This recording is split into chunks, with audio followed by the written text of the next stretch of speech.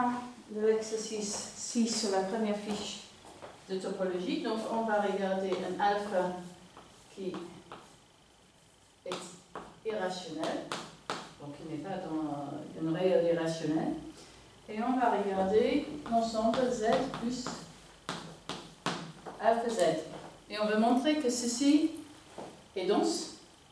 Alors, on a deux possibilités, soit, comme c'est un sous-groupe de R, soit c'est dense, soit c'est de la forme oméga Z. Donc, Z plus alpha Z est un sous-groupe de R+. Et donc, j'ai deux possibilités. Soit un Z plus alpha Z est dense, et deux, il existe une oméga telle que Z plus alpha Z est égal à oméga Z. Alors, cet ensemble va donc contenir 1, donc j'ai 1 qui est égal à oméga K1 avec K1 dans Z, il contient aussi alpha, donc alpha va être égal à oméga K2, donc avec K2 dans Z, divisons la deuxième ligne par la première, j'obtiens que alpha est égal à K2 divisé par K1, qui est une nombre rationnel, ce qui est impossible. Ok, ensuite, il est demandé de montrer que pour toute epsilon qui est positif, il existe un n qui est dans N, un m dans Z, tel que 0 est plus petit que n plus m alpha et plus petit que epsilon. Alors, je sais que Z plus alpha Z est dense. Donc, je sais qu'il existe N1 et M1 dans Z, tel que N1 plus M alpha 1 sont contenus dans M1 alpha et entre 0 et epsilon. Donc ce que je n'ai pas encore, c'est que on me demande ici que le n doit être positif, et ici pour l'instant c'est seulement un entier relatif. Donc si n1 est plus grand ou égal à 0, c'est fini. Ok? Alors on va supposer qu'il ne l'est pas.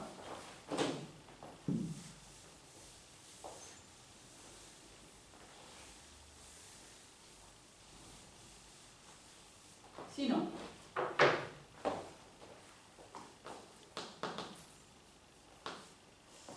on sait que moins n1 moins m1 alpha 1 est entre 0 et moins epsilon.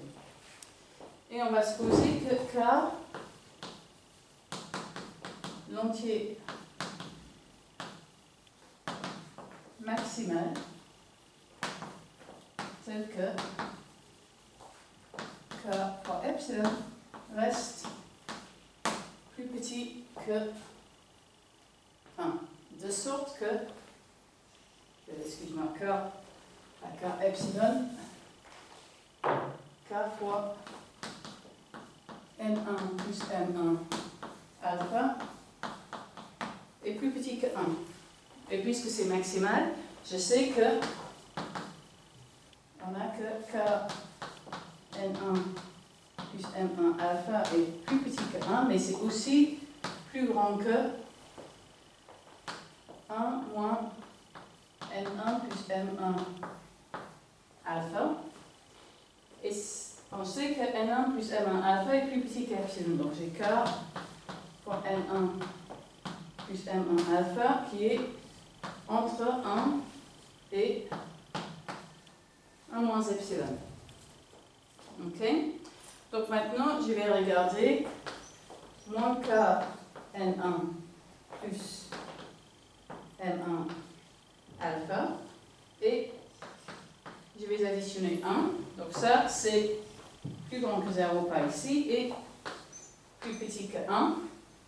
Et je note que N1 moins K N1 est strictement positif puisque j'ai fait l'hypothèse qu'on n'était pas dans le contexte où N1 est positif. Et ok. Et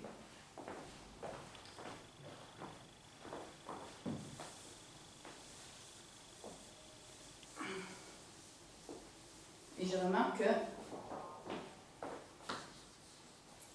le même argument montre que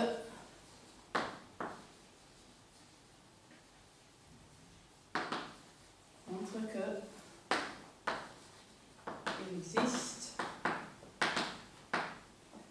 pour toute epsilon positive un n dans n, un m dans z tel que n plus m alpha est entre 0 et epsilon. Ok, donc à montrer que donc n plus alpha z est dans R. Ok, c'est-à-dire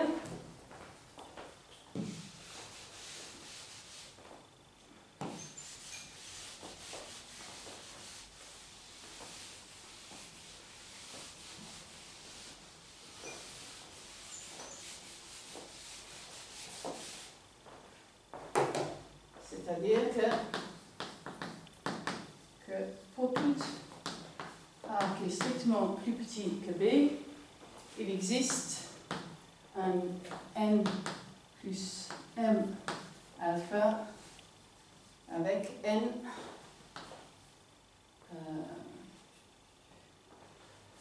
plus dans n et m dans z tel que n plus m alpha est contenu dans l'élément l'intervalle AB. Ok?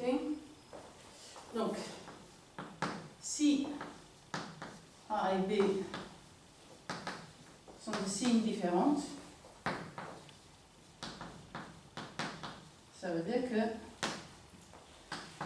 il existe un epsilon tel que 0 epsilon est contenu dans A, B, et donc, par la question précédente, il dit précisément qu'il existe un élément de cette forme contenu dans 0 epsilon. Donc, il existe un n plus m alpha dans AB avec n dans n et m dans z. Ok? Sinon,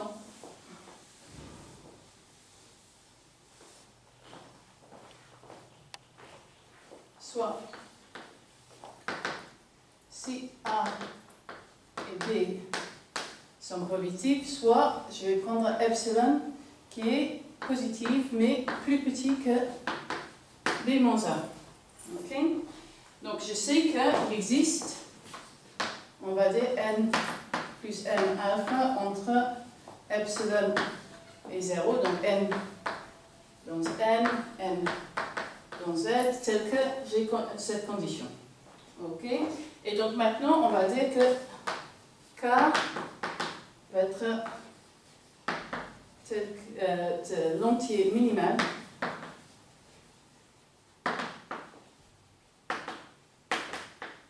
tel que j'ai n plus K fois n plus m alpha qui est plus grand que A.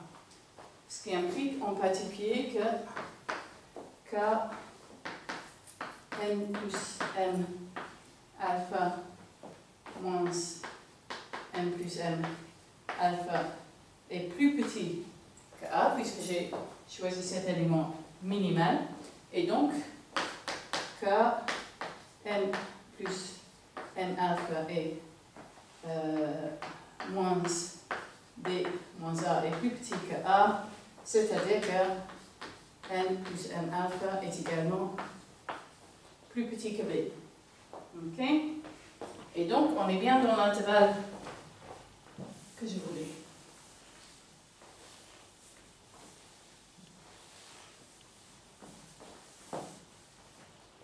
Donc, K, M plus M alpha, qui est bien un élément de N plus alpha Z, et continue dans l'intervalle A, B, comme on voulait. Ok? Et si A et B sont négatifs, c'est le même argument avec N et M, donc N et Z, tel que N plus M alpha est strictement plus petit que 0 et va être A moins B. Ok. Ensuite,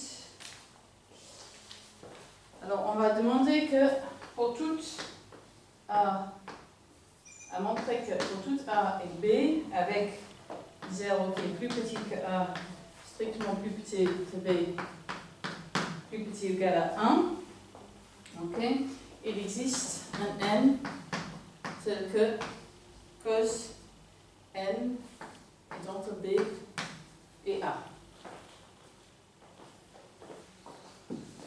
Donc là, on va considérer la fonction arccos, qui est une fonction décroissante sur 0n, et on pose donc D va être arccos de A, C va être arccos de B, donc du coup, puisque arccos est strictement décroissante et A est strictement plus petit que B, j'ai que C est strictement plus petit que D. Et je note que si alpha, on va dire x, est tel que x est entre D et C, alors cos de x est entre B et A. Ok, donc j'aimerais bien me dépatouiller pour avoir un x qui est entre C et D pour pouvoir ensuite lui appliquer cosinus. Et ce que je note, ce qui va me permettre de terminer, c'est que quand j'ajoute à x un multiple de 2pi, ça ne change pas la valeur de cos x.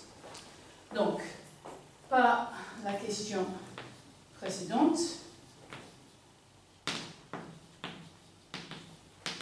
Il existe donc n dans n et m dans z, tel que je vais avoir n plus 2pi m entre D et C. Et je note que ceci marche parce que l'élément 2pi est irrationnel.